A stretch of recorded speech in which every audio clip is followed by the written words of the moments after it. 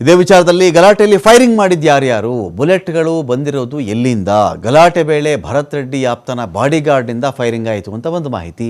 ಪರಿಸ್ಥಿತಿ ಕಂಟ್ರೋಲ್ ಮಾಡಲಿಕ್ಕೆ ಬರೀ ಬಾಡಿಗಾರ್ಡ್ ಅಲ್ಲ, ಪೊಲೀಸರು ಕೂಡ ಗಾಳಿಯಲ್ಲಿ ಗುಂಡು ಹಾರಿಸಿದ್ರು.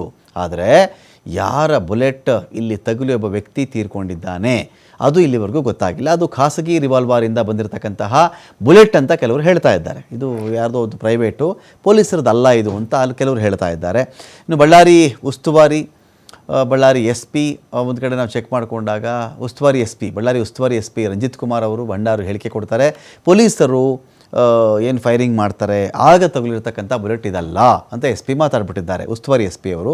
ಇತ್ತ ಶಾಸಕ ಜನಾರ್ದನ್ ರೆಡ್ಡಿ ಮನೆ ಮೇಲೆ ಫೈರಿಂಗ್ ಮಾಡಿದ್ದು ಯಾರು, ಮೊಬೈಲ್ ವಿಡಿಯೋ ರಿಲೀಸ್ ಮಾಡ್ತಾ ಇದ್ದಾರೆ. ನಾವೆಲ್ಲ ಏನು ತೋರಿಸ್ತಾ ಇದ್ದೀವಲ್ಲ, ಗಾಳಿಯಲ್ಲಿ ಗುಂಡು ಹಾರಿಸಿರೋದು, ಬಹುಶಃ ಅದೇ ವಿಡಿಯೋ ತೋರಿಸಿರ್ಬೇಕು ಅವರು. ಆ ಒಂದು ವಿಡಿಯೋವನ್ನು ಕೂಡ ಶಾಸಕ ಜನಾರ್ದನ್ ರೆಡ್ಡಿ ರಿಲೀಸ್ ಮಾಡಿದ್ದಾರೆ. ಫೈರಿಂಗ್ ಮಾಡಿರೋದು ಸತೀಶ್ ರೆಡ್ಡಿಯ ಖಾಸಗಿ ಗನ್ಮ್ಯಾನ್, ಭರತ್ ರೆಡ್ಡಿಯ ಸಂಬಂಧಿ ಹಾಗೂ ಆಪ್ತರಾಗಿರ್ತಕ್ಕಂಥ ಸತೀಶ್ ರೆಡ್ಡಿ ಇವರು.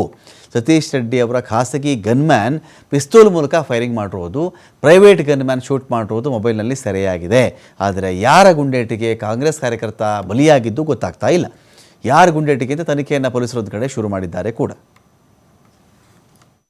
ಸಮಯದಲ್ಲಿ ಹಂಬಾವಿ ಏರಿಯಾದಲ್ಲಿ ಜನಾರ್ದನ್ ರೆಡ್ಡಿ ಅವರ ಮನೆ ಮುಂದೆ ಒಂದು ವಾಲ್ಮೀಕಿ ಪುತ್ತಳಿ ಅನಾವರಣ ಸಂಬಂಧಪಟ್ಟಂತೆ ಫ್ಲೆಕ್ಸಿ ಹಾಕೋ ವಿಚಾರದಲ್ಲಿ ಒಂದು ಗಲಾಟೆ ಆಯಿತು. ಜನಾರ್ದನ್ ರೆಡ್ಡಿ ಅವರು ಮತ್ತು ಶ್ರೀರಾಮುಲು ಅವರ ಬೆಂಬಲಿಗರ ನಡುವೆ ಮತ್ತು ಸಿಟಿ MLA ಭರತ್ ರೆಡ್ಡಿ, ಸತೀಶ್ ರೆಡ್ಡಿ ಅವರ ಬೆಂಬಲಿಗರ ನಡುವೆ ಕಲ್ಲು ತೂರಾಟ ನಡೆದಿದೆ ಮತ್ತು ಒಂದು ಆಕ್ಸಿಡೆಂಟಲ್ ಫೈರಿಂಗ್ ಇನ್ಸಿಡೆಂಟ್ ಕೂಡ ನಡೆದು ಒಬ್ಬ ತೀರು ಹೋದರು. ಸೊ ಅದೆಲ್ಲ ಉದ್ರಿಕ್ತ ಪರಿಸ್ಥಿತಿಗೆ ಕಾರಣವಾಯಿತು. ತದನಂತರ ನಾವು ಪೊಲೀಸರು ಎಲ್ಲ ಕೂಡ ಸಿಚುವೇಶನ್ನ ಕಂಟ್ರೋಲ್ ತಗೊಂಡು ಎಲ್ಲರನ್ನ ಡಿಸ್ಪರ್ಸ್ ಮಾಡಿ ಎಲ್ಲರನ್ನ ವಾಪಸ್ ಕಳಿಸಿದ್ದಾರೆ. ಇವಾಗ ಮೃತಪಟ್ಟವರದು PM ಕೂಡ ಆಗಿದೆ. ಅವರ ಅಂತ್ಯಕ್ರಿಯೆಗೆ ನಾವು ಎಲ್ಲ ಬಂದೋಬಸ್ತ್ ಮಾಡ್ಕೊಂಡಿದ್ವಿ. ನಾಳೆ ದೇಶದ ವಾಲ್ಮೀಕಿ ಪುತ್ತಳಿ ಅನಾವರಣ ಕಾರ್ಯಕ್ರಮಕ್ಕೆ ಸಂಬಂಧಿಸಿದಂತೆ ಬ್ಯಾನರ್ ವಿಚಾರದಲ್ಲಿ ಎರಡು ಕಾರ್ಯಕರ್ತರ ನಡುವೆ ಪ್ರಶ್ನೆ ಆಯ್ತು ಸಾಯಂಕಾಲ. ಅದರಲ್ಲಿ ಒಬ್ಬರು ಯಾರೋ ಗಾಯಾಳಾಗಿದ್ದು, ಅಲ್ಲಿಗೆ ಅದು ಪರಿಸ್ಥಿತಿ ತಿಳಿಯಾಗಿತ್ತು.